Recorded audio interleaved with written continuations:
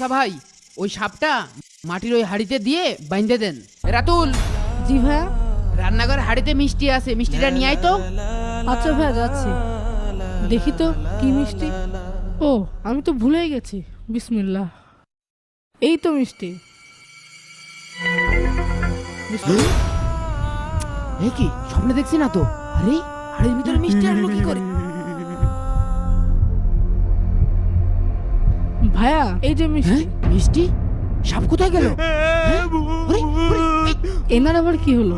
ভূত ভূত ভূত, আল্লাহ গো বাঁচাও, ভূত ভূত, আল্লাহ গো। এই হাড়ির ভিতরে তো সাপ ছিল। সাপ কোথায় গেল? কিসের সাপ? তোর কিছু হয়নি তো ভাই? আমার মাফ করে দিস ভাই।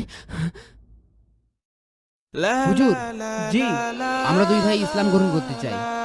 তোমরা ইসলাম ধর্ম গ্রহণ কেন করতে চাও? তাহলে শুনুন। বিসমিল্লাহ।